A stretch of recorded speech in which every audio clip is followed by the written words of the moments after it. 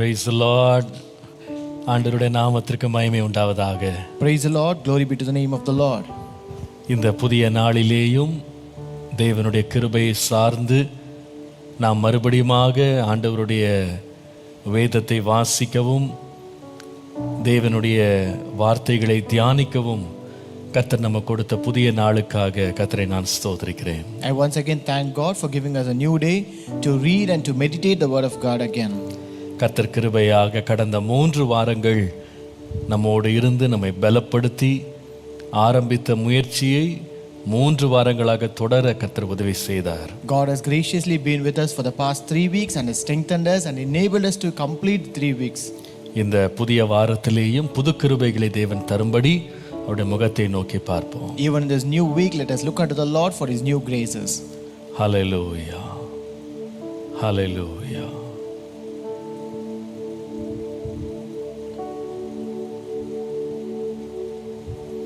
இளைப்பாறுதல் தரும் தேவா கழைத்தோரை தேற்றிடுமே. இளைப்பாறுதல் தரும் தேவா கழைத்தோரை தேற்றிடுமே. சிலுவை நீழல் எந்தன் தஞ்சம் சுகமாயங்கு தங்கிடுவே. சிலுவை நீழல் எந்தன் தஞ்சம் சுகமாயங்கு தங்கிடுவே. திருப்பாதம் நம்பி வந்தே கிருபை நீரை இயேசுவே தமதன்பை கண்டடைந்தே. தேவ சமூகத்திலே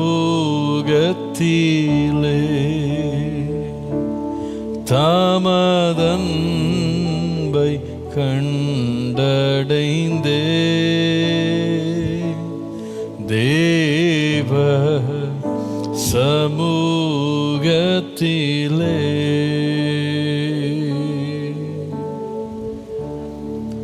அன்பின் பிதாவே உம்மை நன்றியோடு ஸ்தோத்திரிக்கிறோம். Our loving Father, we thank you with a grateful heart. இரக்கங்களின் தேவனே உம்முடைய முகத்தை நோக்கி பார்க்கிறோம். The Lord of mercies, we look unto your Lord. ஆண்டவரே, இந்த காலை வேளையிலே உம்முடைய இன்ப பிரசன்னத்தை எங்கள் நடுவிலே தந்து எங்களை ஆசீர்வதிப்பதற்கு எங்கள் நடுவிலே நீர் இறங்கி வந்திருப்பதற்காக நன்றி. Lord, thank you that I have descended among you to give your blessed presence to us and bless us, Lord. ஆண்டவரே, உம்முடைய வார்த்தை எவ்வளவு விலையேற பெற்றது. Lord, how precious is your word, Lord. உம்முடைய வார்த்தை எவ்வளவு பிரயோஜனம் உள்ளது கர்த்தாவே. Lord, how useful is your word, Lord. ஆண்டவரே, இந்த வேளையிலே கர்த்தாவே அந்த நல் வார்த்தையை நாங்கள் ஆராய்ந்து பார்க்க தியானிக்க அதிலிருந்து உம்முடைய சத்தியங்களை அறிந்து கொள்ள எங்கள் மனக்கண்களை திறந்தருளும்படி நாங்கள் ஜெபிக்கிறோம். Lord, even now we pray that God may open our eyes of our heart that we may analyze, we search and meditate your word today, Lord. ஆண்டவரே, எங்கள் மாம்ச ஞானம் அதற்கு போதாது ஆண்டவரே.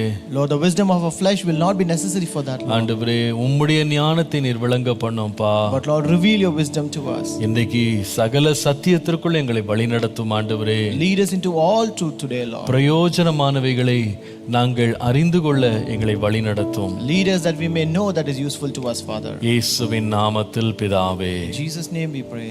ஆமென். ஆமென். கர்த்தர் நல்லவர், கர்த்தர் பெரியவர். God is good and God is great. ஒரு புதிய வாரத்திற்குள் கர்த்தர் நம்மை பிரவேசிக்க பண்ணின அவருடைய அளவற்ற தயவை எண்ணி கர்த்தரை ஸ்தோத்திரிக்கிறேன். I thank God for the abundant grace that God has enabled us to enter a new week. ஆண்டவருடைய கிருபையினாலே 180 நாட்களில் முழு வேதத்தையும் நாம் வாசித்து முடிக்கிற முயற்சியை நாம் எல்லாரும் சபையாக, குடும்பமாக, குழுக்களாக நாம் துவக்கி இருக்கிறோம். By the grace of God, we as family, as personal people, as individuals and as groups and cells, we have started and taken up this 180 days Bible reading challenge. இதை போல ஒரு அட்டையை நாம் வெளியிட்டிருக்கிறோம். நீங்க ஒவ்வொரு நாளும் வாசிக்க வேண்டிய வேத பகுதிகள் இதில் இருக்கிறது. We have published such a kind of a card where you have the scriptures for the daily portions. நீங்கள் அநேகர் இந்த அட்டை உங்களுக்கு கிடைக்காமலோ அல்லது நீங்கள் பெற முடியாத ஒரு சூழ்நிலையில் நீங்கள் இருக்கலாம். Many of you might have not received this card, or it might be in a situation where you have no access to this card. நீ கவலைப்பட வேண்டாம். Do not worry about it. நம்ம இதற்குன்னு ஒரு வெப்சைட் ஒன்று ஆரம்பிச்சிருக்கிறோம். We have exclusive website for this. இதுக்கு acabrc.com அப்படின்னு ஒரு website இருக்கு. We have a website named acabrc.com. அதுல நீங்க ஹோம் பேஜே நீங்க கீழே ஸ்க்ரால் பண்ணீங்கன்னா 180 days challenge அப்படின்னு இருக்கும். If you scroll down in the home page in that website, you can find 180 days Bible reading plan. அந்த பைபிள் ரீடிங் பிளானை நீங்க டவுன்லோட் பண்ணிக்கலாம். இதே இந்த அட்டையை அப்படியே நீங்க டவுன்லோட் பண்ணிக்கலாம். You can click that and download the same card in a PDF format. நீங்கள் அதை உங்க சிஸ்டம்ல சேவ் பண்ணலாம். அப்படி இல்லைன்னா நீங்க ஒரு இடத்துல கொடுத்து பிரிண்ட் எடுத்துக்கொள்ளலாம். You can save it on your system or get a print out of it. தொடர்ந்து வாசிங்க. Continue to read it. ஒவ்வொரு நாளும் இந்த வேத வாசிப்பில் உற்சாகம் காட்டுங்க. Show your interest in this Bible reading every day. உங்களை இந்த 180 நாட்களில் வேதம் வாசிக்க உற்சாகப்படுத்துகிற ஒரு பகுதியாக 180 நாட்களும் 180 தியானங்களை நான் நீதிமொழிகள் புஸ்தகத்திலிருந்து கொண்டு வருவதற்கு கர்த்தர் ஒரு விருப்பத்தையும் ஏவுதலையும் தந்தார். As a part of encouragement in this 180 days Bible reading challenge, God has given me a desire to bring you also 180 devotions from the book of Proverbs. ஆண்டவருடைய கிருபையினால 18 தியானங்களை முடித்திருக்கிறோம். By the grace of God, we have so far completed 18 devotions. அப்படின்னா 10% என் பாரம் கொஞ்சம் குறைஞ்ச மாதிரி இருக்கு. So it means that we have completed 10% of our burden. கர்த்தர் தாமே தொடர்ந்து இதை வழிநடத்துவாராக, போதித்து நம்மை ஆசீர்வதிப்பாராக. May God continue to lead us and teach us and bless us. இது உங்களுக்கு பிரயோஜனமா இருக்கிறது என்று கர்த்தருக்குள்ளே நான் விசுவாசிக்கிறேன். I also hope and believe in the Lord that this is useful to you. அடியேனுக்கும் இது மிகவும் பிரயோஜனமாய் கர்த்தர் மாற்றிக் கொண்டிருக்கிறார். And God is also making this a blessed one to many people. கர்த்தருடைய நாமத்திற்கு மகிமை உண்டாவதாக. Glory be to the name of the Lord. இன்றைக்கு நாம் தொடர்ந்து இந்த தியானத்தை நாம் தொடர்ந்து கடந்து போகலாம். Even today, let us continue this meditation. நீதிமொழிகள் 1ஆம் அதிகாரம் 20ஆம் வசனம் 21ஆம் வசனத்தை வாசிக்கலாம். Let us read from the book of Proverbs chapter 1 verses 20 and 21.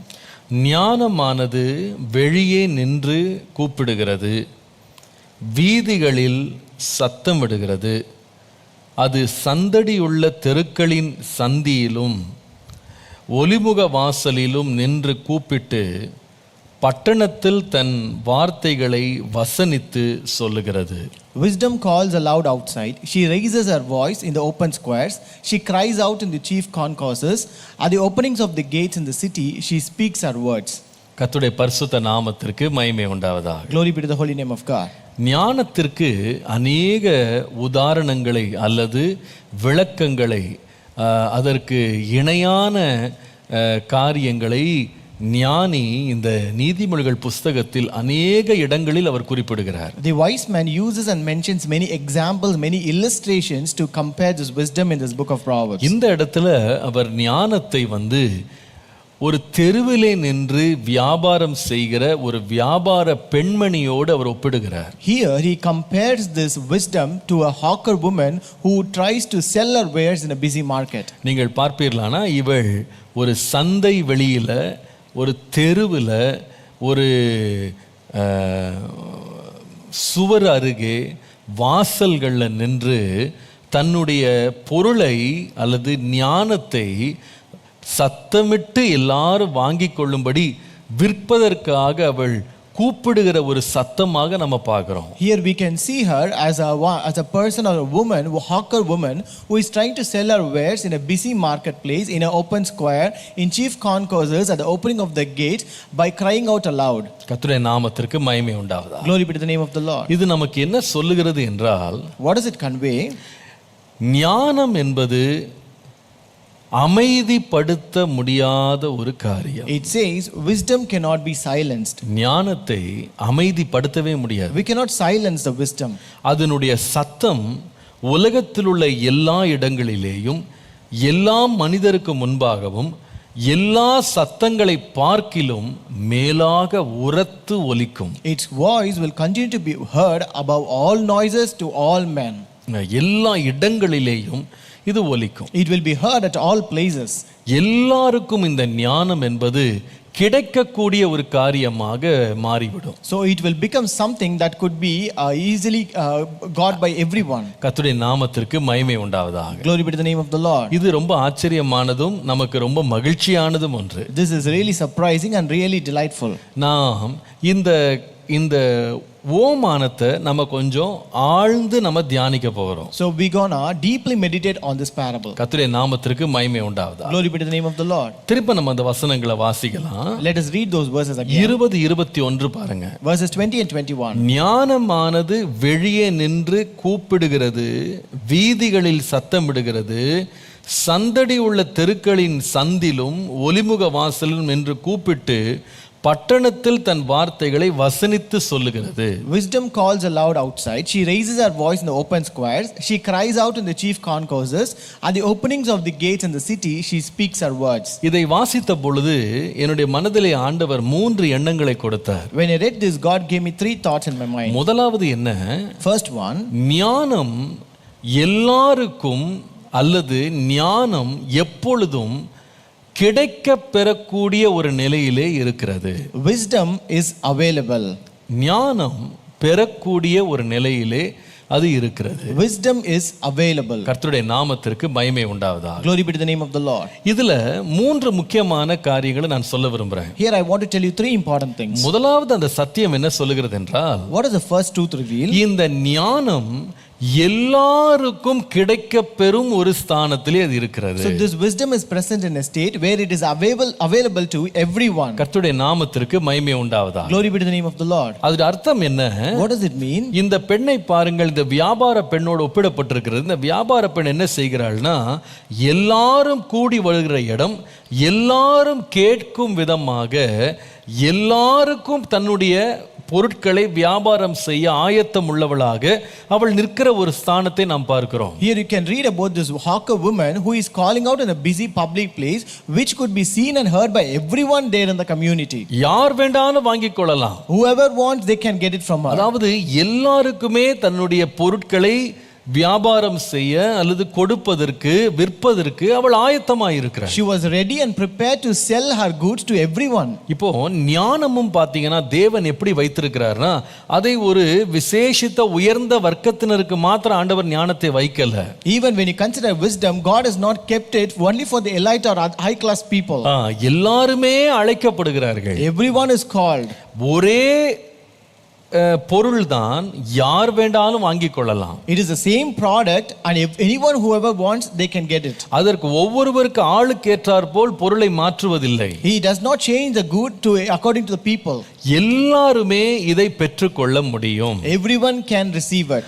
எல்லாருக்கும் வேண்டியது இருக்கிறது. And they have what is required for everyone. அதனால தான் முதலாவது நான் சொல்லுவேன், That's why I could tell you first. தேவ ஞானம் என்பது எல்லாரும் பெற்றுக்கொள்ளக்கூடிய, எல்லாருக்கும் கிடைக்க பெறக்கூடிய ஒன்றாக கர்த்தர் வைத்திருக்கிறார். Wisdom has been kept by God that is available to everyone. சில பேர் நம்ம நினைக்கிறோம், நம்மெல்லாம் ஞானத்தை பெறதுக்கு நம்மெல்லாம் தகுதியே இல்லை நம்ம நினைக்கிறோம். Some people we think that we are not worthy to get the wisdom. சில பேர் நினைக்கிறாங்க, நமக்கெல்லாம் ஞானம் பெறது குடுப்பனை இல்லை, நமக்கு தகுதி இல்லை, நமக்கு வாய்ப்பு கிடைக்கல, நமக்கு ஆண்டவர் அப்படிலாம் கொடுக்கலன்னு நினைக்கிறாங்க. Many people also think God has not given us any chance or opportunities. We are not privileged to receive that wisdom. ஆனால் ஞானம் என்ன செய்கிறதுனா, ஒரு தனியா ஒரு சின்ன கடையில வெறும் செலக்ட் கஸ்டமர்ஸ் மாத்திரம் உள்ள இழுக்கிறது இல்ல. But wisdom is not that it will only invite only selected customers to them. அது ஒரு சின்ன கடைக்குள்ள ஒரு இல்ல. It is not in a only small shop. அது சந்தி வெளிகளிலே தெருக்களிலே நின்று எல்லாரும் வாங்கிக் கொள்ளும்படி அது இருக்கிறது. It is an open square in a busy public place which is accessible by everyone. பல வருஷத்துக்கு முன்னால Many years ago, என்னுடைய தம்பி மைக்கேல் கல்லூரியில படிக்கும்போது when my brother Michael was studying in a college, அவர்கள் ஒரு நாள் கல்லூரியை விட்டு வெளியே பக்கத்துல ஒரு இடத்துல சாப்பிட போனாங்க, 2-3 நண்பர்களா சேர்ந்து. so one day they as friends together went out to eat. அப்ப சாப்பிட்டு முடிச்சிட்டு அவங்க உடனே பஸ்ஸுக்கு அவங்க வரணும். So after eating they have to come to board a bus. அந்த பஸ் ஸ்டாண்ட்ல கூரை எதுவுமே இல்ல.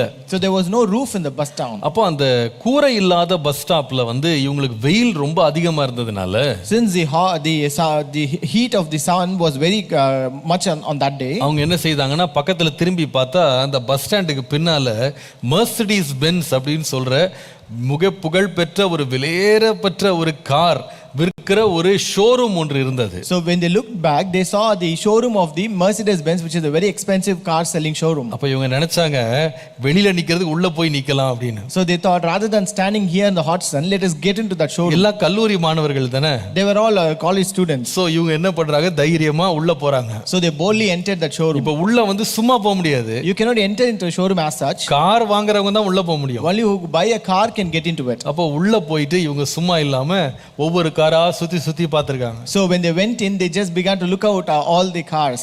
அங்க இருந்த விற்கிறவன் இருக்கான் பாருங்க, இவங்களை கவனிச்சிட்டே இருந்திருக்கான். The seller over there was looking at them. அவன் இவர்களை போல எத்தனை பேர் அவன் பார்த்திருப்பான். You would have already noticed many people like him. இவங்க நினைக்கிறாங்க இவங்க தான் முதல் ஆள் ரொம்ப ஞானமா உள்ள போறாங்க நினைச்சிட்டு இருக்காங்க. They thought they were the first people who are very wise enough to get in there. ஆனா இத போல நிறைய பேர் வந்திருப்பானுங்க போல இருக்கு. But they have already noticed many people like this. அப்ப என்னுடைய தம்பியினுடைய நண்பன் என்ன செய்தானா, உள்ள போயிட்டு அந்த சேல்ஸ்மேன்ட்ட போயிட்டு இந்த கார் எவ்வளோன்னு கேட்டிருக்கான். So one of my brother's friend went to that salesman and asked, what is the price of this car? அந்த ஆள் ஒரு பார்வை பார்த்தானா. That man gave a look. பார்த்துட்டு சொன்னானா, he said, இந்த வண்டியினுடைய டயர்ல போட்டிருக்கிற அந்த வீல்ல போட்டிருக்கிற வீல் கேப் வாங்குறதுக்கு உனக்கு தகுதி இருக்கா முதல்ல? Are you worthy or eligible to buy the wheel cap of this wheel? வெளியே போங்கடா எல்லாரும் சொல்லி. Get out of this place everyone. நான் சொல்லுவேன், வீல் கேப் வாங்குறதுக்கு தகுதி இல்லாதவன் என்ன பண்ண முடியாது, அந்த கடைக்குள்ள போக முடியாது. I tell you, person who is not worthy or eligible to buy that wheel cap cannot enter to that showroom. அத வாங்கக்கூடிய தகுதி உள்ளவன் தான் அந்த கடைக்குள்ள போக முடியும். Only a person who is eligible to buy it can enter into it. ஆனா திரளான பொன் வெள்ளியை பார்க்கலும் விலையேறப்பெற்ற ஞானத்தை ஆண்டவர் ஒரு ஷோரூம்ல வைக்கல. But God did not keep this wisdom which is more greater than riches and silver and gold into a showroom. அவர் எங்க வைத்தார்னா, தெருக்களிலே சத்தமிட்டு ஏழை முதல் பணக்காரன் வரைக்கும், அதிபதி முதல் ஆண்டி வரைக்கும் யாராக இருந்தாலும் பெற்றுக்கொள்ளக்கூடிய ஒரு இடத்துல தான் ஆண்டவர் வைத்திருக்கிறார். But God has kept it in an open place where even the prince and the poor and everyone can get it. Hallelujah. Hallelujah. இரண்டாவது அதுல ஒரு சத்தியம் இருக்கு பாருங்க. There's an important truth here. இந்த பெண் எங்க இருந்து கூப்பிடுகிறானா, வெளியே நின்று கூப்பிடுகிறாள்னு போட்டிருக்கு. So we read that she was crying out from the chief conqueror. இந்த ஞானம் வெளியிலிருந்து கூப்பிடுகிறது என்று மட்டும் நிறுத்திராம சில இடங்களை பற்றி அது பேசுது பாருங்க. So here it is not only says outside alone, it also speaks about certain places there. 20ஆம் வசனத்துல வீதிகள் அப்படிங்கற வார்த்தை இருக்கு. In verse 20 we read open squares. 21ஆம் வசனத்துல சந்தடி உள்ள தெருக்களின் சந்துன்னு போட்டிருக்கு. In verse 21 it says chief concourses. மூன்றாவது அதே 21ஆம் வசனத்துல ஒலிமுக வாசலில் அப்படின்னு போட்டிருக்கு. And third in the same verse 21 are the openings of the gates. அப்போ இரண்டாவது ஒரு காரியம் இது சொல்லுது. The second truth it says, wisdom is available என்று சொல்லும்போது, wisdom is not only available to everyone, wisdom is available everywhere. ஞானம் என்பது எல்லாருக்கும் கிடைக்க பெறுகிறது மாத்திரமல்ல, எல்லா இடங்களிலும் கிடைக்க பெறும்படி கர்த்தர் அதை வைத்திருக்கிறார். Wisdom is not only available to everyone, but wisdom is available everywhere. அதாவது மனுஷன் எட்டி பிடிக்க முடியாத, சேர முடியாத ஒரு இடத்துல கொண்டு போய் ஆண்டவர் உயர்ந்த சிகரத்துல இந்த ஞானத்தை வைக்கல. God did not set this wisdom in such a high places where man cannot reach it. மனுஷன் போய் சென்றடைய கூடிய ஒரு இடத்துல ஆண்டவர் வைத்திருக்கிறார். God has kept it in a place place where man can easily reach it. மனிதர்கள் நடந்து கொண்டிருக்கிற இடம், In the place where men walk around, மனிதர்கள் சேரக்கூடிய ஒரு இடம், in the place where men gather around, எங்கே மனிதர்கள் வந்து அவர்கள் அடைய முடியுமோ அந்த இடத்துல கொண்டு போய் ஞானத்தை வைத்து wherever people can reach out, only in those places God has set this wisdom. 3 இடம் போட்டிருக்காங்க. There are 3 places here. முதலாவது வந்து போட்டிருக்கு தெருக்கள்னு போட்டிருக்கு. First, it is open squares. தெருக்கள்னா அர்த்தம் என்ன தெரியுமா? What do you mean by streets? நம்முடைய வீட்டிலிருந்து கால் எடுத்து வெளியே வைத்தீங்கன்னா தெரு தான் வரும். So the place which is right outside your house, that is the street. அதோட அர்த்தம் என்ன தெரியுமா? What does it mean? நம்முடைய அனுதின வாழ்க்கையின் நாட்களில், வாழ்க்கையின் சந்தர்ப்பங்களில் தேவன் ஞானத்தை பெறுவதற்கான சந்தர்ப்பங்களை நமக்கு திறந்து வைத்திருக்கிறார். So God has opened the ways to receive this wisdom wherever you go about your life every day. இரண்டாவது பகுதி அங்க போட்டிருக்கு. The second place, அது வந்து தெருக்களின் சந்தில்னு போட்டிருக்கு. it says chief concourses. அதாவது ஆங்கிலத்தில் இதற்கான கரெக்டான விளக்கம் என்னன்னு சொன்னா, இந்த ஞானம் எங்கிருந்து கூப்பிடுதுன்னா தெருக்கள்ல இருந்து மாத்திரம் கூப்பிடுறது இல்ல, மதில் சுவர்களின் மேல் இருந்து கூப்பிடுகிறதுன்னு போட்டிருக்கு. So its correct meaning is that it not only calls out from streets but also from the top of walls. Chief concourses அப்படின்னா இந்த டாப் ஆஃப் வால்ஸ்னு அர்த்தம். அது மதில்களின் மேல் இருந்து கூப்பிடுது. It calls out from the top of walls. இது எதை குறிக்கிறது என்று சொன்னால், What does it mean? ஞானம் என்பது நாம் அனுதினமும் சென்று வருகிற நம்முடைய வாழ்க்கையின் பகுதிகளில் மாத்திரமல்ல. Wisdom is not only available in the places where we go around every day. நாம் என்றைக்காவது ஒரு நாள் பட்டணத்தை விட்டு வெளியே போறோம் பாத்தீங்களா, மதிலை தாண்டி போறோம் பாருங்க, அந்த எல்லைகளை நாம் தாண்டி போகும்போது கூட நம்முடைய பிரயாணங்களில் கூட நமக்கு ஞானத்தை கொடுக்கும்படி கர்த்தர் நமக்கு ஞானத்தை வைத்திருக்கிறார். So at times even we will cross those boundaries or borders of our cities, even where you journey around, even in that places God has set this. நம்முடைய பிரயாணத்திலே கூட நம்மோடு ஞானத்தை போதிக்கிற ஒரு தேவன் இருக்கிறார். We have a God who can teach us wisdom even in our journey. நாம் போகும்போது நமக்கு முன்னும் பின்னும் அவருடைய சத்தத்தை கேட்க பண்ணுகிறார். He will make us to hear his voice in front and behind us whenever we journey. அதனால தான் வேதம் சொல்லுகிறது, நீ போகும்போது உன் சத்தம் ஒரு சத்தம் உனக்கு பின்னால தொனிக்கும், வழி இதுவே என்ற ஒரு சத்தம் தொனிக்கும்னு போட்டிருக்கு. That's why the Bible says when you walk around, when you go there, you will hear a voice saying this is the way. இந்த ஞானம் வந்து வேற எங்கேயும் கிடைக்குது அப்படின்னு சொன்னா வேதம் சொல்லுகிறது, மூன்றாவது ஒலிமுக வாசலில் இந்த ஞானம் கிடைக்கிறது. The third place that is mentioned here is that this wisdom is available at the openings of the gates in the city. அந்த ஞானம் வந்து ஒலிமுக வாசல்னு சத்தம் போடுதான். So it cries out from the openings of the gates in the city. இந்த ஒலிமுக வாசலுடைய விசேஷம் என்ன? What is the speciality of the openings of the gates? ஒலிமுக வாசல் அப்படின்றது இஸ்ரவேல் ஜனங்களுக்கு ரொம்ப தெரிந்த ஒரு இடம். So this place is a very familiar place for Israelites. ஏன் தெரியுமா? You know why? இந்த பட்டணங்களுடைய வாசல்கள்ல வந்து ராஜாவோ அல்லது ஒரு நியாயாதிபதியோ உட்கார்ந்து நியாயம் தீர்க்கிற ஒரு இடம் இது. It's because it is a place of justice where a king or a judge will sit and give justice. அதாவது ஒருவருக்கு ஒரு வழக்கு உண்டாகிவிட்டது, ஒரு காரியத்துல தீர்மானம் எடுக்கணும், ஒரு காரியத்துல அவர்களுடைய பிரச்சனைகளை தீர்க்கணும் அப்படின்னு வர்ற இடம் வந்து என்னன்னு கேட்டீங்கன்னா வாசலுக்கு போவாங்க, ஒலிமுக வாசலுக்கு போவாங்க. If you have a case or if you have some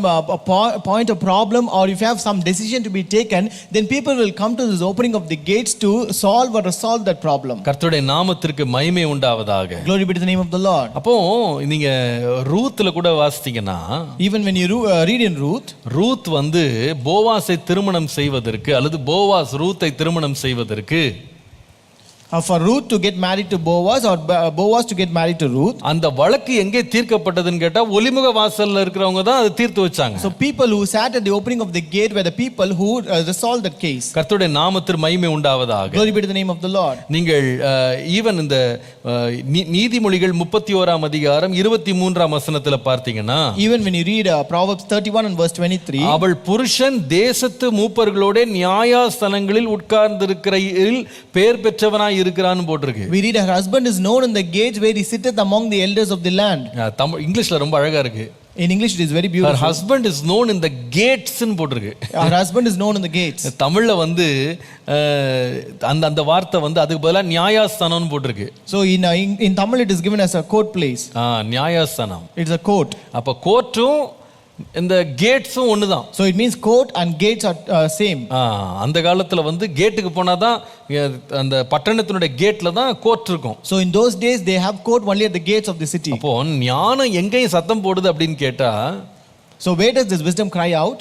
நியாயத்துக்குன்னு போறோம் பாருங்க, நம்ம வாழ்க்கையில தீர்மானங்கள் எடுக்க போறோம் பாருங்க, நம்ம வாழ்க்கையில முக்கியமான தீர்மானங்கள் எடுக்கிற இடங்கள்ல கூட இந்த ஞானம் என்ன செய்யுதுன்னா வெளிப்படுது. So even in places or a point where you come to make a decision, even in those places this wisdom is revealed. இது எப்படி நம்ம விளங்கிக் கொள்ளலாம்னு சொன்னா, How can we understand this? கர்த்தர் எங்கெல்லாம் ஞானத்தை வெளிப்படுத்துறாருன்னு கேட்டா, Where God is revealing his wisdom, அனுதினமும் நாம் வெளியே போகிறதும் வருகிறதுமான அனுதின வாழ்க்கை இருக்கு பாருங்க, அங்கேயும் தேவன் தம்முடைய ஞானத்தை வெளிப்படுத்துறாரு. God is revealing his wisdom in our daily goings and comings. நாம வாழ்க்கைய சில முக்கியமான இடங்களை கடந்து செல்றோம் பாருங்க. நம்ம வீட்டை விட்டு தேசம் போறோம் அப்படின்னு மதில்கள் கிட்ட போறோம் பாருங்க, நம்முடைய எல்லைகளுடைய விஸ்தரிப்புக்கு போறோம் பாருங்க, புதிய இடங்கள்ல கால் வைக்கிறோம் பாருங்க, அந்த இடத்துலயும் கர்த்தர் நமக்கு ஞானத்தை போதிக்கிறார். God is also teaching the wisdom when we move out to new places, when we extend our boundaries, when we cross our borders or go to a new place and cities. அதே வேளையில நம்முடைய வாழ்க்கையின் முக்கியமான தீர்மானங்கள் எடுக்கிற வேளையிலேயும் கர்த்தர் நமக்கு ஞானத்தை சத்தமிட்டு கூப்பிட்டு கொடுக்கிற தேவன். And also we have God who calls out the wisdom aloud and gives us the wisdom even when we are at the point of making a decision. ஞானம் இன்றைக்கும் நமக்கு கிடைக்கப்பெறும் ஒரு இடத்துல இருக்கிறதுன்றதை மறந்துடாதீங்க. Therefore we should not forget that this wisdom is available in a place where it is available even today. கர்த்தருடைய நாமத்திற்கு மகிமை உண்டாவதாக. Glory be to the name of the Lord. ஞானம் எங்கே கிடைக்கப்பெறும்? Where can we receive this wisdom? முதலாவது அது எல்லாரும் கிடைக்கப்பெறும் ஒரு இடத்துல இருக்கு. This wisdom is available to everyone. இரண்டாவது இது எல்லாரும் வந்தடைய கூடிய ஒரு இடத்துல இது இருக்கிறது. Second, wisdom is available everywhere. மூன்றாவது இது என்ன சொல்லுகிறது என்று சொன்னால், இந்த ஞானம் என்பது இன்றைக்கு கூட அது இன்றும் நம்மை அடையக்கூடிய, நாம் பெறக்கூடிய அவைலபிலிட்டியில் அவர் இருக்குன்றது அது வசனம் சொல்லுது. And again this verse says that this wisdom is available even now. கர்த்தருடைய நாமத்திற்கு மகிமை உண்டாவதாக. Glory be to the name of the Lord. இத பாருங்க, அதுல அந்த வசனம் பாத்தீங்கன்னா ஞானமானது வெளியே நின்று கூப்பிடுகிறதுன்னு போட்டிருக்கு. So here we read wisdom calls aloud outside. அதாவது கால்ஸ்ன்றது இட்ஸ் the present tense. இன்றைக்கும் அந்த ஞானம் நம்மை நோக்கி கூப்பிடுது. When it say calls, it's a present tense where it is available even today. நிறைய பேர் நினைக்கிறாங்க ஞானம் என்பது ஏற்கனவே ஒளிஞ்சு போயிடுச்சுன்னு நினைக்கிறாங்க. Some people think wisdom has already vanished. நிறைய பேர் சொல்லுவாங்க இப்பெல்லாம் சத்தியம், ஞானம், நீதி எல்லாம் ஒண்ணும் கிடையாதுங்க அப்படின்னு சொல்லுவாங்க. Many people say the truth is no longer available today. நான் உங்களுக்கு சொல்லுவேன், I tell you, எவ்வளவுதான் உலகம் மாறி இருந்தாலும் இன்றைக்கும் தேவன் தம்முடைய உச்சிதமானவைகளை தம்முடைய பிள்ளைகளுக்கு கொடுக்க உண்மை உள்ளவராய் இருக்கிறார். No matter how much the world may change, the Lord is faithful to give the special things to his children. நான் சொல்லுவேன், நம்மை சுற்றிலும் எத்தனையோ கள்ள போதகர்கள், கள்ள தீர்க்கதரிசிகள் என்ற ஒரு பெருங்கூட்டம் நம்மை சுற்றி நின்றாலும் அதற்கு நடுவிலே சத்தியத்தை போதிக்கிற தேவனுடைய பரிசுத்தவான்களை தேவன் ஆயத்தப்படுத்தி வைத்திருக்கிறார். I tell you, no matter how many false Christs and false prophets and preachers may rise and preach the word, but we have the faithful and true preachers who will preach the wisdom even today. இன்றைக்கும் அந்த ஞானத்தை வெளிப்படுத்துகிற தாசர்களை கர்த்தர் பயன்படுத்துகிறார். God is still using people who could use or reveal that wisdom to the people. எத்தனையோ சத்தங்கள் சந்தடிகள் நடுவில் இன்றைக்கும் ஞானம் வெளிப்படும்படி கர்த்தர் வைத்திருக்கிறார். God has kept this wisdom in such a way that it will be still crying out in the midst of all the noises. எத்தனை பிரச்சனைகள், போராட்டங்கள், பாடுகள் என்ன நடந்தாலும் சரி, இந்த ஞானத்தை வேறு ஒன்றும் மேற்கொள்ள முடியாதபடி கர்த்தர் இன்றைக்கு நமக்கு கிடைக்கப்பெறும் ஒரு இடத்துல வைத்திருக்கிறார். No matter how many struggles or problems may come over, but nothing can subdue it or wipe it away, but God has kept it that is available even now. பாருங்க, ஒரு பொருளை வியாபாரம் செய் சத்தமிட்டு அழைக்கிற ஒரு பெண் எவ்வளவு காலம் சத்தமிடுவாள் அப்படின்னு சொன்னா, a woman who calls out to sell a good, she will cry until when? அவள் கையில பொருள் வியாபாரத்துக்கு இருக்கிற வரைக்கும் தான் சத்தமிடுவா. She will cry and call out until her goods or wares get sold out. என்றைக்கு அவளுடைய கையில இருக்கிற பொருள் எல்லாம் தீர்ந்து விட்டதோ, வியாபாரமாகி தீர்ந்து விட்டதோ, அவள் அதுக்கப்புறம் சத்தம் போட மாட்டாள். Once she has sold all her goods, she will never cry out. அதனால தான் இங்க நம்ம பார்க்கிறோம், இது தீர்ந்து போன ஒரு பொருள் அல்ல, இன்றைக்கு நம்ம கிடைக்க பெற பொருளா இருக்கிறதுனால தான் இன்றைக்கும் ஞானம் என்ன பண்ணுதுன்னா சத்தமிட்டு கொண்டே இருக்கிறது. That's why here we read that wisdom, it is not something that is already sold out but still existing, and that's why it still calls aloud. அதனால தான் யாக்கோபுல வாசிக்கிறோம், that's why we read in James, ஒருவன் ஞானத்தில் குறைவுள்ளவனாய் இருந்தால், if any one of you lack wisdom, யாவருக்கு சம்பூர்ணமாய் கொடுக்கிறவரும் ஒருவரையும் கடிந்து கொள்ளாதவருமாகிய கர்த்தரிடத்தில் கேட்க கடவன். let him him, ask of God that giveth to all men liberally and upbraideth not. இன்றைக்கு அவர் கொடுக்கிறார். He gives even today. நீங்க யாரா இருந்தாலும் சரி, No matter whoever you might be, உங்களுக்காக வேண்டிய ஞானத்தை கொடுக்க கர்த்தர் வல்லவர். God is able to give the wisdom that is given and required for you. இன்னும் கூட ஒரு படி மேல் எழும்பி சொல்லுவேன். I can go to a next level and say you, உங்களுக்கு ஞானம் கிடைப்பதற்கு இன்னும் தாமதமாகவில்லை என்பதை மறந்துடாதீங்க. don't forget it is not too late for you to gain wisdom. இன்றைக்கு நீங்க ஆண்டவரை கேட்பீர்களானா இன்றைக்கு கொடுக்க வல்லவர். Even if you ask God today, he is able to give you today. சில வேளை நாம ஞானமற்று வழி தப்பி போயிருக்கலாம். Sometimes we would be devoid of wisdom and went away, strayed away from the ways. சில காலங்களை நாம வீணடித்திருக்கலாம். We have wasted some time in our life. நம்முடைய வாழ்க்கையில கிடைக்கப்பெற்ற நல்ல வாய்ப்புகளை சந்தர்ப்பங்களை நாம் இழந்திருக்கலாம். We have also lost and wasted good opportunity and chances that we received in our life. நான் சொல்லுவேன், பின்னானவைகளை மறந்துட்டு முன்னால பாருங்க. But I tell you, just forget the things that are behind and just look at to the front. நீங்கள் எத்தனை காலத்தை இழந்திருந்தாலும் தேவன் இன்றைக்கும் அந்த வாய்ப்பை திறந்தே வைத்திருக்கிறார். No matter how many years you have lost already, but God has still opened that chance for you. லூக்கா 15ஆம் அதிகாரத்தில் அந்த இளைய குமாரனை நீங்கள் பார்ப்பீர்களானால், when you read in Luke chapter 15 about the younger son, ஒரு நாள் வந்து அப்பாவிடத்தில் வந்து தன்னுடைய பங்கை அவன் கேட்டு பெற்றுக்கொண்டான். one day he asked for his portion from his father and got it from him. ஆனால் கேட்பதற்கு ஞானம் உள்ள அந்த மகன் அதை செலவழிக்க ஞானம் இல்லாதவனாய் அத்தனை வீணடித்தான். But this son who had wisdom to receive that possession, he did not have wisdom to spend it properly. அவனுடைய லைஃபை நீங்க பாத்தீங்கன்னா எல்லாம் காலியாகி பசி கொடுமையில அவனுடைய வேதனை இருக்கிற நேரத்தில் வேதனை சொல்லுகிறது அவனுக்கு புத்தி தெளிந்ததுன்னு வாசிக்கிறோம். So here the Bible says when he wasted all his money and squandered, and when he had nothing and when he was hungry and starving,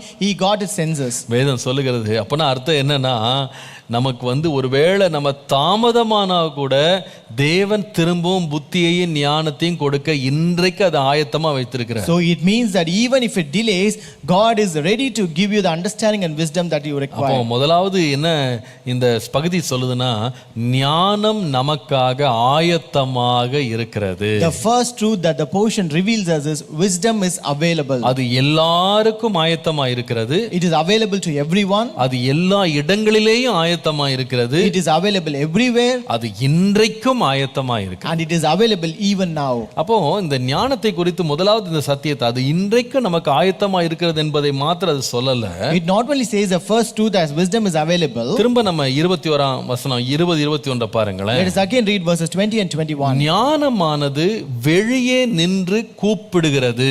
Wisdom calls aloud outside. வீதிகளில் சத்தமிடுகிறது. She raises her voice in the open squares. சந்தடியுள்ள தெருக்களிலும் தெருக்களின் சந்தியிலும் ஒலிமுக வாசல் நின்று கூப்பிடுகிறது. She cries out in the chief concourses, at the openings of the gates in the city she speaks her words. கர்த்தருடைய நாமத்திற்கு மகிமை உண்டாவதாக. Glory be to the name of the Lord. வசனத்தை கொஞ்சம் கவனிச்சு பாருங்க. Look at this word. முதலாவது சொன்னேன் ஞானம் ஆயத்தமா இருக்கின்றதை காட்டுது. First I said wisdom is available. இரண்டாவது B for wisdom is a very bold thing. ஞானம் என்பது தைரியத்தோடு நின்று கூப்பிடுகிறது. Second, wisdom is bold. இங்க பாருங்க, இந்த இடத்துல வந்து முந்தின பகுதிக்கும் இந்த பகுதிக்கு ஒரு பெரிய எதிர்மறையான கருத்தை ஆண்டவர் அங்க எழுத்துறார் பாருங்க. So here you can see a contradicting feature between earlier previous verses and this verse. நீங்கள் முதலாம் அதிகாரம் 10-11 வசனங்களை பார்ப்பீர்களானா, when you read chapter 1 verses 10 and 11, அங்கே இந்த நயங்காட்டுதல பற்றி பார்க்கலாம். here we read about enticement. அவங்க வந்து நயங்காட்டுறவங்க என்ன சொல்றாங்க பாருங்க. What do the enticers say? 11ஆம் வசனத்துல பாருங்க. In verse 11, எங்களோட வா ரத்தம் சிந்தும்படி நாம் பதிவிருந்து குற்றமிட்டிருக்கிறவர்களை முகாந்தம் என்று பிடிக்கும்படி ஒளித்திருப்போம். They say, come with us, let us lie in wait to shed blood, let us lurk secretly for the innocent without cause. அப்போ இந்த நயவஞ்சகம் எப்படிப்பட்டதுன்னா, வெளிப்படையா அதனுடைய திட்டங்களை வெளியே சொல்லாது. So this enticement is not bold enough to cry out openly. அது என்ன செய்யும்னா, பதிவிடங்கள்ல இருந்து ஒளிப்பிடங்கள்ல இருந்து மறைஞ்சு ஒளிஞ்சு தான் திட்டமிடும். So it will always conspire, lurk secretly from the hidden secret places. அது என்ன பண்ணனும், நீ வா இங்க வான்னு சொல்லி மறைவிடங்கள் ஒளிப்பிடங்கள்ல இருந்து நம்மட்ட ரொம்ப சீக்ரெட்டா பேசும் அது. So it will speak secretly to us, come to this place, come to us. ஆனா ஞானம் வந்து அப்படிலாம் ஒளிஞ்சு மறைஞ்செல்லாம் பேசாது. But wisdom will not be so secret or very conspiring thing. அது எல்லாத்தையும் வெளிப்படையாக தைரியமாக நின்னு தன்னுடைய காரியத்தை தைரியமா சொல்லும். Wisdom is bold enough to cry out things very loud. பாருங்க, சத்தியம் எப்பவுமே யாருக்குமே அஞ்சாது. So truth will not be afraid of anybody. உண்மை வந்து ஞானம் வந்து எதை கண்டும் பயப்படாது. Wisdom and truth will not be afraid of anyone. அது எந்த சோதனையும் எதிர்கொள்ள ரெடியா இருக்கும். It will be able to resist any kind of testing. அது எந்த விதமான மனிதனையும் எதிர்த்து நிற்க ஆயத்தமா இருக்கும். It will be ready to resist any kind of people. பாருங்க, எப்பவுமே குற்றம் செய்யறவன் தான் பொய்ய சொல்றவன் தான் ஒளிஞ்சு மறைஞ்சு கிடப்பான். Only a person who commits a mistake or who lies will be always in secret. அவன் தான் இருள்ல நடப்பான். He will be the one who will be walking in the darkness. அவன் தான் எப்பவுமே நிழல்களை தேடுவான். He will be the person who will be seeking for shadows. அவன் தான் எப்படா மறைவிடம் கிடைக்கும்னு அப்படி ஒளிஞ்சு மறைஞ்சு போவான். He is a person who always seeks around hiding places. ஆனா ஞானம் உள்ளவன் எதற்கும் ஒளிய வேண்டியதில்லை, எதற்கும் பயப்பட வேண்டியதில்லை. But a wise man need not be afraid of anything or need not hide himself from anything. அவன் எப்பொழுதும் வெளிச்சத்துல தைரியமாய் தெளிந்த மனதோடு நடக்கிறான். He is very bold enough to walk in light and with a clarity. பொய் சொல்றவன் தான் பாருங்க கொஞ்சம் கொஞ்சமா கூட்டத்துக்குள்ள புகுந்து கொஞ்சம் கொஞ்சமா பொய்ய பரப்புறதுக்கு ட்ரை பண்ணுவான். Only a liar will enter into a crowd slowly and try to spread his lies to everyone. இந்த தன்னுடைய அயலானை குறித்து பொய்யா பேசுற அந்த காசிப்னு சொல்றாங்க பாத்தீங்களா, இந்த வார்த்தையை பரப்புறவங்கள பாத்தீங்கன்னா மைக் போட்டு பேச மாட்டாங்க. So when you look at these gossipers, they will not gossip openly using mics. அவங்க நேரடியா கடிதம் எல்லாம் போட மாட்டாங்க. They will not give a letter directly to us. அவங்க பேரெல்லாம் போட மாட்டாங்க. They will not write their names. அவங்க எழுதுறதெல்லாம் பாத்தீங்கன்னா மொட்டை கடிதமா தான் இருக்கும். So they will write all the letters without any names. Anonymous letters சொல்லுவோம். மொட்டை கடிதம்னு சொல்லுவாங்க தமிழ்ல. எதுவும் பேர் எழுதாம ஒரு கடிதம் போட்டுருவாங்க. So they write anonymous letters. அவங்கட்ட போய் திருப்பி நீங்க விசாரிக்கிறதுக்கு அவங்க தங்களை வெளிப்படுத்த மாட்டாங்க. They will not reveal their identity to inquire about them.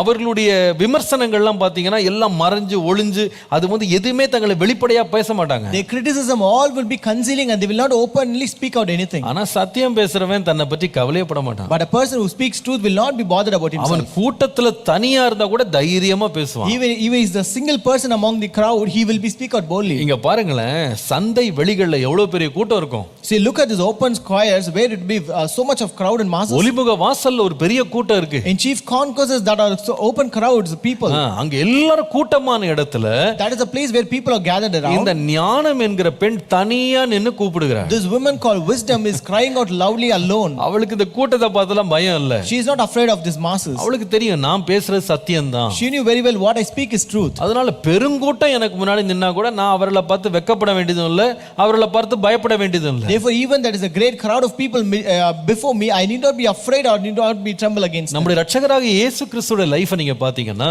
even when you look at the life of Jesus Christ, அவர்ட்ட அந்த ஒளிவு மறைவெல்லாம் கிடையவே கிடையாது. even he did not have any kind of concealment.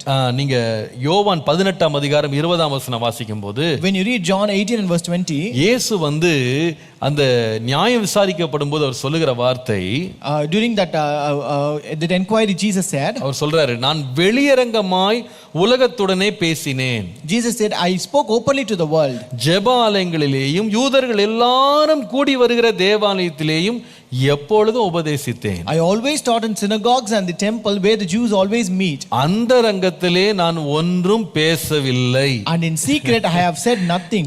என்ன அழகா இருக்கு பாத்தீங்களா? How beautiful it is. அந்தரங்கத்துல ஒளிச்சு மறைச்சல நான் ஒண்ணும் பேசலப்பா. I did not speak anything in secret.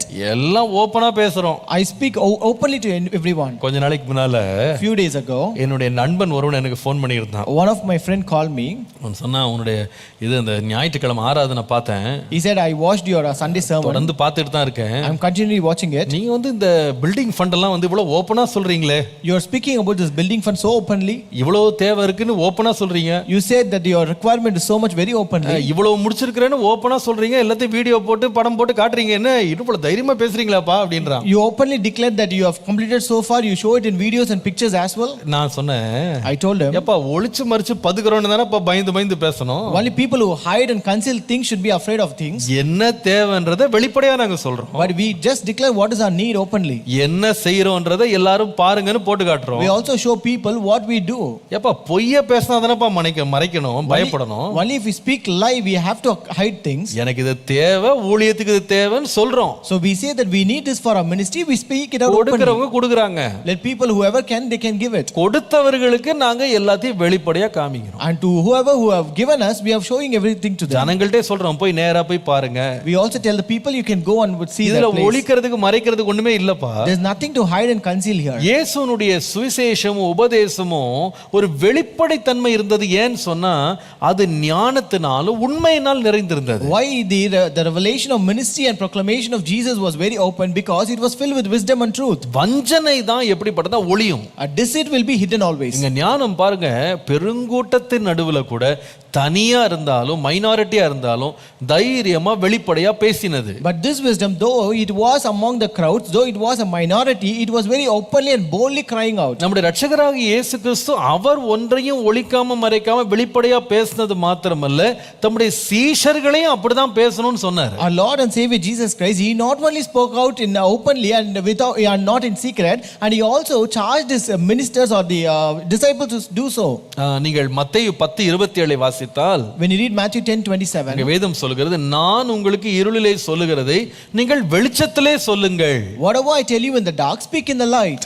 காதிலே கேட்கிறதை நீங்கள் வீடுகளின் மேல் பிரசித்தம் பண்ணுங்கள். And what you hear in the ear, preach on the housetops. அவர் சொல்லுகிறார், ஆத்துமாக்களை கொல்ல வல்லவர்களாயிராமல் சரீரத்தை மாத்திரம் கொல்லுகிறவர்களுக்கு நீங்கள் பயப்பட வேண்டாம். And he says, and do not fear those who kill the body but cannot kill the soul. நீங்க பயப்படாதீங்க பா, சுவிசேஷம் சொல்ல பயப்படாதீங்க. Do not be afraid to preach the gospel. நீங்க வீட்டு கூரையிலிருந்து அதை சொல்லுங்க. You preach on the housetops. எல்லா இடத்திலும் பிரசித்தம் பண்ணுங்க. You just proclaim it to every place. நீங்க வெளிச்சத்துல போய் அதை பேசுங்க. You go and speak in the light. நான் சொல்லுவேன், உண்மையான ஞானம் வெளிப்படையாக இருக்கும். I tell you, a true wisdom will be very open.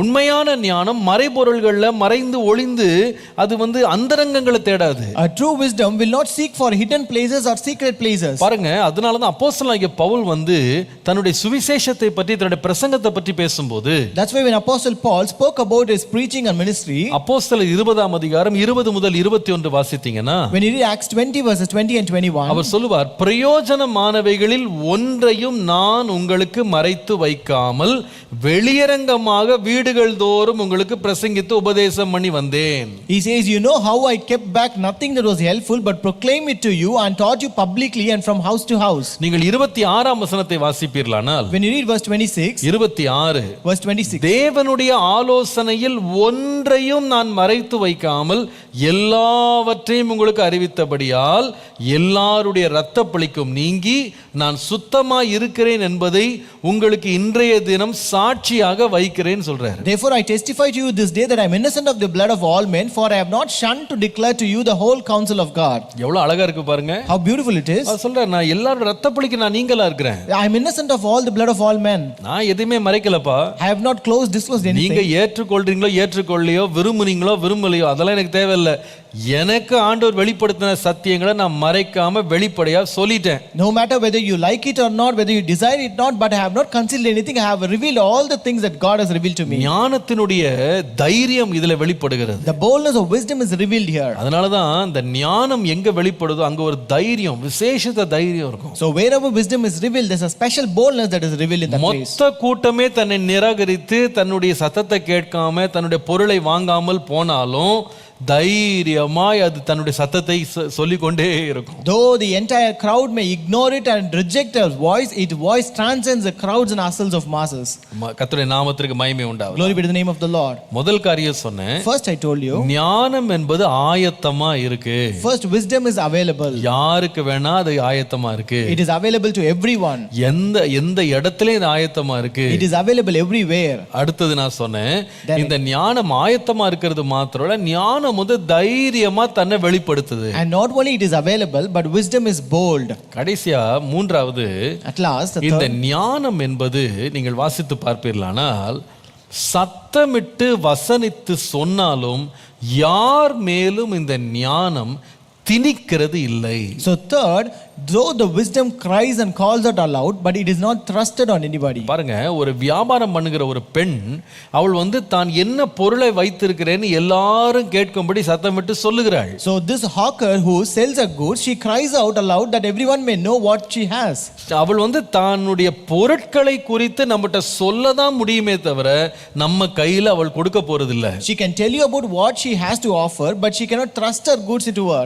இத கண்டிப்பா நீங்க வாங்கிக்கொள்ளணும்னு கையில கொண்டு கொட்ட தட்ட மாட்டா. She cannot force or thrust into our hands that we should get it for sure. அத நீங்க தான் தெரிந்து கொள்ளணும். You have to choose it. அவள் சத்தம் தான் போடுவாளே தவிர She can only cry out aloud. நீங்க நின்று வாங்க போறீங்களா நீங்க நிக்காம போக போறீங்களான்றது நீங்க எடுக்கிற தீர்மானம். But it is your decision whether you're going to stop and get it or just move away. அதனால தான் ஞானத்துக்கு மூன்றாவது ஒரு குணாதிசயம் இருக்கு. That is the third characteristics of this wisdom. ஞானம் என்பது ஆயத்தமா இருந்தாலும் ஞானம் என்பது தைரியமா இருந்தாலும் ஞானம் என்பது நாம் விரும்பி தெரிந்து கொள்ளுகிற ஒரு காரியம் என்பது நீங்க மறந்து போக கூடாது. Though wisdom is available, though wisdom is bold, but don't ever forget that wisdom is a choice. கர்த்தருடைய நாமத்திற்கு மகிமை உண்டாவதாக. Glory be to the name of the Lord. அதனால தான் வேதம் சொல்லுகிறது அது வசனித்து சொல்லுகிறது சத்தம் இடுகிறது கூப்பிடுகிறது. பாருங்க அந்த 20ஆம் வசனம் 21ஆம் வசனம் பாருங்க. In verses 20 and 21 we can read that it calls aloud outside, it cries out, it speaks out. அது கூப்பிடுகிறது சத்தம் இடுகிறது அது கூப்பிட்டு வசனித்து சொல்லுகிறது. It raises our voice, it cries out, it speaks our words. கர்த்தருடைய நாமத்திற்கு மகிமை உண்டாவதாக. Glory be to the name of the Lord. அப்போ அது அதிகபட்சம் என்னதான் செய்யும்னு சொன்னா நமக்கு தன்னிட்ட என்ன இருக்கு அப்படின்றத சொல்லுமே தவிர அது தானா நமக்கு திணிக்காது. To the maximum it can tell you what it has, but it cannot trust anything. கர்த்தருடைய நாமத்திற்கு மகிமை உண்டாவதாக. Glory be to the name of the Lord. அதை நாம் தான் பெற்றுக்கொள்ளணும். It is we who are supposed to get it. நாம் தான் ஏற்றுக்கொள்ளணும். It is we who are supposed to accept it. பாருங்க இது ரொம்ப அழகா இருக்கு. இது நீங்க வாசித்தீங்கன்னா ரொம்ப டீப்பான ஒரு சப்ஜெக்ட். இது இந்த ஞானம் தெரு முனையில நின்னுகிட்டு வாசல்ல நின்னுகிட்டு மதில் மேல் நின்னுட்டு சத்தம் போடுதான். So this wisdom is crying out from the open squares, in the chief concourses, at the openings of the gates, and crying out aloud. இத இந்த ஞானி அனுதினமும் இஸ்ரவேல் ஜனங்க டெய்லி பார்க்குற ஒரு காரியத்தை எடுத்துட்டு ஞானத்தோட ஒப்பிடுறாரு அவர். So this wise man actually compares this wisdom with the things that are familiar and day-to-day things of this Israelites. அப்ப இந்த இஸ்ரவேல் ஜனங்க இந்த மாதிரி சத்தத்தை கேட்கும்போது அவங்க என்ன பண்ணுவாங்கன்னா அவங்களுக்கு பிடிச்ச பொருளோ அவங்களுக்கு தேவையான பொருள்னு அந்த கண்டுபிடிச்சிட்டாங்கன்னா அந்த பெண்ணிடத்துல போய் அவங்க என்ன பண்ணுவாங்கன்னா தங்களுக்கு இருக்கிற பணத்தை கொடுத்து அவங்க என்ன பண்ணுவாங்கன்னா பொருளை வாங்குவாங்க. So when these Israelites hear those voices, if they want it or if they like it, they will go halt there and get the product by paying the price. அன்றைக்கு மாத்திரம் இல்ல இன்னைக்கு மார்க்கெட்டுக்கு போனீங்கன்னா அப்படிதான் இருக்கும். And not only those days, even today if you go to the market you can do you see the same. விற்கிற எல்லாரும் சத்தம் போட்டு தங்கட்ட என்ன இருக்குன்றது சத்தம் போட்டு சொல்லிக்கிட்டே இருப்பாங்க. All the hawkers and sellers will be crying out whatever they are selling. நீங்க ஒரு fish marketக்கு போனீங்கன்னா அங்க ஒரே சத்தம் போட்டுக்கிட்டு இருப்பாங்க. எல்லா ட்ரேடரும் ஒரே நேரத்துல பேசுவாங்க. If you go to a fish market you can hear all the fish the traders who are shouting out aloud. காய்கறி மார்க்கெட்டுக்கு போனீங்கன்னா என்னென்ன காய்கறிகள் பேரை சொல்லி அவங்க அதோட விலையை சொல்லி அவங்க சத்தம் போட்டு கூப்பிட்டுட்டே இருப்பாங்க. Even if you go to a vegetable market you can hear those sellers voicing out their voices and selling out the prices. இப்போ ரொம்ப வேடிக்கையா இருக்கு. யாரும் சத்தம் போடுற தொண்டை இல்ல. அதனால இப்போ எல்லாம் ரெக்கார்ட் பண்ணி ஸ்பீக்கர்ல போட்டு விட்டுறாங்க. Today it is more funny, people could not cry out, they just record it and play it on the speaker. என்ன சொல்றாங்கன்னா இங்க இருக்கு அவேலபிளா இருக்கு வாங்க வாங்க வாங்கன்னு கூப்பிடுவாங்க. So they say it is available here, you can come here and get it. காலையில நம்ம தெருக்கள்ல பார்த்தா இடியாப்பம் இடியாப்பம்னு கத்திட்டே போவோம். So when even in the morning you can hear in your streets crying out. Kolamaavu கோலமாவுன்னு கத்திட்டே போவோம். And even in the streets you can see people crying out what are the goods. அப்போ இதெல்லாம் எதுக்குன்னு சொன்னா சத்தம் போட்டே இருக்கும். So it's because they keep on crying out. பொருள் இங்க ரெடியா இருக்கு. It means that we have things available. நீங்க வாங்குறீங்களோ வாங்கல அத பத்தி எனக்கு கவலை இல்ல. நான் தைரியமா சொல்லிட்டு போறேன். I'm not bothered whether you're going to buy it or not, but I'm going to cry it out. ஆனா உங்களுக்கு வேணும்னா நீங்க வீட்டை விட்டு வெளியே வரணும். But if you need it you have to come out of your house. நீங்க என்கிட்ட நீங்க ஒரு பொருளை கொடுத்துட்டு நீங்க உங்க பணத்தை கொடுத்துட்டு நீங்க அதுக்கு இணையாக இந்த பொருளை நீங்க வாங்கிக் கொள்ளணும். And you should come to me, you should pay the price for it and then get this product from me. நல்லா கவனிங்க. Listen carefully. நிறைய பேர் நினைக்கிறாங்க ஞானம்ன்றது இலவசமா நமக்கு கிடைக்கும்னு. Many people think this wisdom can be we can get the wisdom free. ஞானம் ஆயத்தமா இருந்தாலும் ஞானம் இந்த பெண் தூக்கி கொண்டு போய் தெருவுல வீசல எல்லாரும் பெருக்கிக் கொள்ளுங்க அப்படின்னு. Though this wisdom was available, this woman did not just throw away on the streets. You can pick it up. யார் வேணாலும் பொறுக்கிடுங்க அப்படின்னு சொல்லி போடல. She did not throw away that everyone whoever wants can pick it up. நான் கூப்பிடுறேன் She says, I'm calling out. நீங்க வேணும்னா என்கிட்ட வரணும். If you need, you have to come to me. நீங்க வந்து அதை உங்களுக்கென்று நீங்க வாங்கிக் கொள்ளணும். And you have to buy from me for yourself. இது எனக்கு ரொம்ப ஆச்சரியமா அந்த காலை நான் அதை தியானம் பண்ணும்போது கர்த்தர் என்னோடு இடைப்பட்ட ஒரு காரியம். So when I was meditating this, the thing that Lord spoke with me. எப்படி ஒரு வியாபார பெண்ணிடத்திலே அவள் விற்கும் பொருட்களை அவள் சத்தமிட்டு கூப்பிடும்போது அது உங்களுக்கு வேண்டும், பிடித்திருக்கு, தேவை என்று உணர்ந்தா நீங்க ஒரு கிரயத்தை கொடுத்து நீங்க வாங்குவீங்களோ அதே போல ஞானத்தை பெறுவதற்கும் ஒரு கிரையை நீங்க கொடுக்கணும். Like how when a hawker woman cries out about her goods, we go pay price and get it from her. Similarly, we are supposed to pay a price to receive wisdom. நீங்க நல்லா கவனிக்கணும் இத. You have to listen carefully. அந்த காலங்கள்ல வந்து எப்படி வியாபாரம் பண்ணாங்க அப்படினா ரெண்டு விதம். In those days they traded in two ways. இன்றைக்கு கூட நிறைய இடங்கள்ல அதே பழக்கம் இன்னைக்கும் இருக்கு. Even today many people use the same way even today. ஒன்னு வந்து என்னன்னு சொன்னா அவங்க தங்களுடைய பணத்தை கொடுத்து ஒரு பொருளை வாங்குவாங்க. First they may pay price for that product and get the product. ரெண்டாவது எப்படி வாங்குவாங்கன்னா தங்கட்ட இருக்கிற பொருளை கொண்டு போய் கொடுத்துட்டு அவங்கட்ட இருக்கிற பொருளை எக்ஸ்சேஞ்சா வாங்கிடுவாங்க. So second they will give the product that they have in exchange to that product they want. அப்போ ஒரு எக்ஸ்சேஞ்ச் அங்க நடக்கும். There happens an exchange there. நான் உங்களுக்கு அன்பா சொல்றேன். I tell you by love. நிறைய பேர் வந்து ஞானம் பெற்றவர்களை பார்த்து நிறைய பேர் பொறாமைப்படுறாங்க. Today many people are jealous about people who are wise. ஆனா அவங்களுக்கு தெரியல இதை பெறுவதற்கு அவங்க எவ்வளவு பெரிய விலை கொடுத்தாங்கன்னு நிறைய பேர் தெரியல. But they don't know how much price did they pay to receive this wisdom. நான் சொல்லுவேன் நீங்க வந்து ஒரு விலை கொடுக்காமல் அது இலவசமாய் கிடைக்க போறதில்லை. So without paying a price for it, you are not going to get it free of cost. தேவன் ஞானத்தை ஆயத்தப்படுத்தி இருந்தாலும் though God has made this wisdom available for us, அதை கேட்டு வருகிறவன் ஏதோ ஒன்றை தன்னிடத்துல வந்து அவன் வந்து கிரயமாய் கொடுக்கணும், அதை வந்து அவன் வந்து இனாமா கொடுக்கணும், அதை எக்ஸ்சேஞ்ச் பண்றதுக்கு ஏதோ ஒன்றை விட்டு கொடுக்கணும். A person who comes seeking that should pay something for that or should give something in exchange for that. நீங்கள் 119 சங்கீதம் 23 வசனம் வாசித்தால் when you read Psalm 119 and verse 23, பிரபுக்களும் உட்கார்ந்து எனக்கு விரோதமாக பேசிக் கொள்ளுகிறார்கள், princes also sit and speak against me, உமது அடியேனோ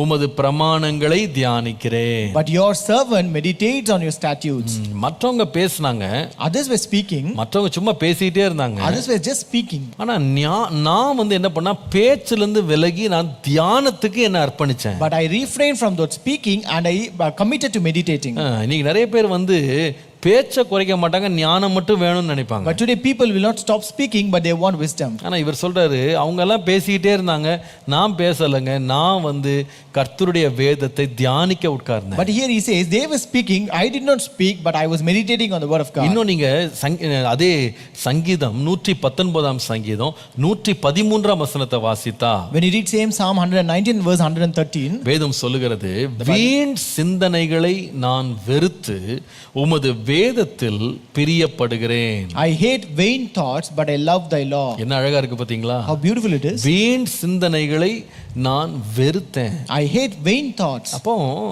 ஒரு காரியத்தை வெறுக்காம இன்னொரு காரியத்தை பெற முடியாது. So without hating something you cannot receive something. நீங்க ஒரு விலை கொடுக்கணும், ஒரு கிரயம் கொடுக்கணும், ஒரு பரிமாற்றம் அங்க நடக்கணும். You have to pay a price or you have to exchange something for that. நீங்கள் 1 ராஜாக்கள் 3 அதிகாரம் 11 வசனத்தை வாசித்தால், if you read 1 Kings chapter 3 and verse 11, ஞானத்தை பெற்ற சாலமோனை பற்றி கர்த்தர் கொடுத்த சாட்சி. this is the testimony of God about Solomon who received wisdom. தேவன் அவனை நோக்கி, நீ உனக்கு நீடித்த நாட்களை கேளாமலும் ஐஸ்வர்யத்தை கேளாமலும் உன் சத்துருக்களின் பிராணனை கேளாமலும் நீ இந்த காரியத்தையே கேட்டு நியாயம் விசாரிக்கிறதற்கு ஏற்ற ஞானத்தை உனக்கு வேண்டிக் கொண்டபடியினால் உன் வார்த்தைகளின்படி செய்தேன், ஞானமும் உணர்வுள்ள இருதயத்தை உனக்கு தந்தேன், இதிலே உனக்கு சரியானவன் உனக்கு முன் இருந்ததும் இல்லை, உனக்கு சரியானவன் உனக்கு பின் எழும்போதும் இல்லை. And God said unto him, because thou hast asked this thing and hast not asked for thyself long life, neither hast asked riches for thyself, nor hast asked the life of thine enemies, but hast asked for thyself understanding to discern judgment. Behold, I have done according to thy words. Lo, I have given thee a wise and an understanding heart, so that there was none like thee before thee, neither after thee shall any arise like unto thee. ரொம்ப அழகா இருக்கு. எனக்கு இந்த வசனம் எனக்கு ரொம்ப தொட்டது என்ன இன்னைக்கு. This word really touched me very much. Solomon வந்து ஞானத்தை பெற்றுட்டான்னு நம்ம நினைக்கிறோம். We think that Solomon has received wisdom. ஆனா அவர் தேவன் அவருக்கு இலவசமா கொடுத்தாரு நம்ம நினைக்கிறோம். We think that God gave it free of cost to him. உண்மைதான், ஒரு பக்கம் பார்த்தீங்கன்னா இலவசம் தான். It is true, on one side it is free. ஆனா அது ஒரு பரிமாற்றத்திற்கு அப்புறமா தான் நடந்துச்சுன்றதை மறந்துடாதீங்க. But don't forget that it came after an exchange. ஆண்டவர் சொல்றாரு, God said, எப்பா இதே நான் வேற யார்ட்டையா கேட்டிருந்தா அவங்க ஒருவேளை எதை கேட்டிருக்கலாம்னா நீடித்த நாட்களை கேட்டிருப்பாங்க. So even if I have asked the same question to someone else, they would ask for long life. ஆனா உன்கிட்ட நான் உனக்கு என்ன வேணும்னு கேட்ட பொழுது நீடித்த நாட்கள் மேல் இருந்த உன்னுடைய ஆசையை நீ வெறுத்துட்டு நீ ஞானத்தை கேட்ட. But when I asked you the same thing, you hated the long life and you asked for wisdom. நான் வேற ஒருத்தட்ட கேட்டிருந்தா அவங்க ஐஸ்வரியத்தை கேட்டிருப்பாங்க. If I asked someone else, they would have asked for riches. ஆனால் உங்ககிட்ட என்ன வேணும்னு கேட்ட பொழுது நீ ஐஸ்வரியத்தின் மேல் இருந்த ஆசையை நீ விட்டுட்டு ஞானத்தை தெரிந்து கொண்ட பாரு, அதனால தான் நீ ஞானம் பெற்றாய். But when I asked you, you just rejected the desires of riches and asked for wisdom, and that is why you received wisdom. ஆண்டவர் சொல்றாரு, நீ வேற ஒருத்தன்ட்ட நான் உனக்கு என்னப்பா வேணும் நீ கேட்கறத நான் தர்றேன்னு சொல்லியிருந்தா அவங்க தங்களுடைய சத்துருக்களுடைய ஜீவனை கேட்டிருப்பாங்க. ஆனா நீ அந்த ஆசையை நீ வெறுத்துட்டு அதை வேண்டாம் நீ என்கிட்ட ஒப்பு கொடுத்துட்டு நீ ஞானம் தான் வேணும்னு கேட்டியே, அதனால உனக்கு நான் ஞானத்தை தந்தேன். But if I have asked someone else what do they need, they would ask for the life of their enemies. But when I asked you, you just hated the desire of your life of that enemies and asked for wisdom, and that's why I've given you. நம்முடைய வாழ்க்கையில கூட கர்த்தர் ஞானத்தை தரணும் நீங்க விரும்புறீங்களா? Even in your life, if you desire that God should give you wisdom, நீங்கள் அதை மற்ற எல்லாவற்றின் நடுவிலிருந்து தெரிந்து கொள்ள வேண்டும். it is a choice that you're supposed to choose amidst everything. Wisdom is a choice. Wisdom is a choice. Don't forget that. அது இலவசமா நம்ம தலை மேல ஊற்றப்படுற ஒரு காரியம் கிடையாது. It is not something freebie that is given, that is poured on our head. ஒரு பக்கம் பேச்சு ஓடிட்டு இருக்கு. On one side that is speaking, they are speaking together.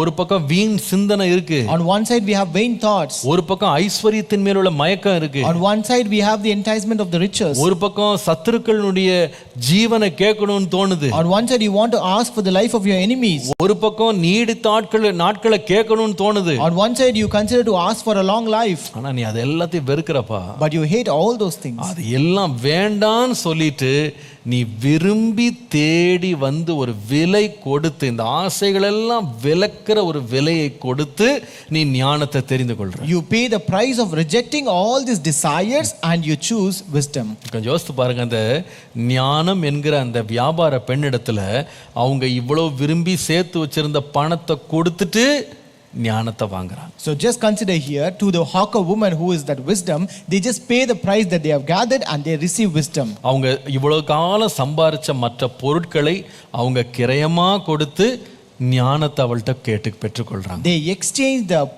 the amount or the price that they've gathered and earned so far, and they get wisdom from her. இந்த ஞானத்தை பெறதுக்கு நாம என்ன exchange பண்ண போறோம்னு யோசிங்க. Just think what you're going to exchange to receive this wisdom. இந்த ஞானத்தை பெறதுக்கு நான் என்ன எக்ஸ்சேஞ்ச் பண்ண போறேன்? What I'm going to exchange to receive this wisdom. நீங்க எந்த பகுதியில ஞானம் அடைய வேண்டுமானாலும் ஒரு விலை கொடுக்காமல் ஒரு தியாகம் நீங்க செய்யாம நீங்க அதை பெறவே முடியாது. No matter in whatever field or portion you want to receive wisdom, without a sacrifice or paying a price, you cannot get it. ஒரு முறை ஒரு இடத்துல நான் வாசித்தது எனக்கு ஞாபகம் இருக்கு. I remember once I read it somewhere.